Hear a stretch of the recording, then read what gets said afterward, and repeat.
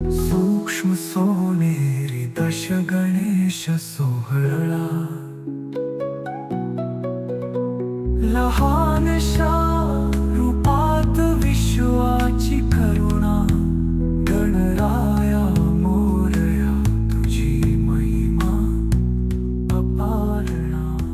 तर हा जो बाप्पा मला दिसतोय चौकीदार गणेश बाप्पा, तर ह्याच्याबद्दल तुम्ही काय सांगाल? ह्याच्या हातात एक तिरंगा पण दिसतोय मला, तर ह्या परशू दिसतोय, तर ही ह्याची प्रेरणा कुठून मिळाली आपल्याला? खरं तर मला ह्या गणेशाची प्रेरणा मोदींपासून मिळाली। बरं।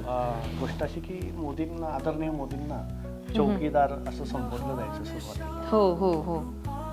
आणि खरं तर ते सार्थ पण आहे असं मला वाटतं की आज अनेक गोष्टींमध्ये त्यांच्या नेतृत्वातून हे सिद्ध झालंय। खऱ्या अर्थाने चौकीदार आहेत देशाचे, आणि मला तर असं वाटतं ते विश्वाचे पण चौकीदार होऊ शकतील। म्हणून मी त्या संकल्पनेमधून त्या बाप्पांना बनवलंय की जे अर्धलोभ आहे आणि त्याच्यावर त्या बाप्पांना विराजमान केलेलं आहे, आणि हातात तिरंगा आहे एका हातात आणि एका हातात परशु आहे, बरोबर।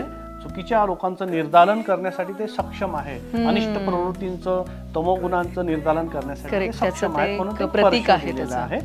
आणि आपली देशाची शान मान अखंड तेवत राहावी म्हणून त्यांच्या हातात तो तिरंगा दिलेला आहे। वाह, क्या बात आहे, खूप सुंदर। सूक्ष्म सोनेरी दश गणेश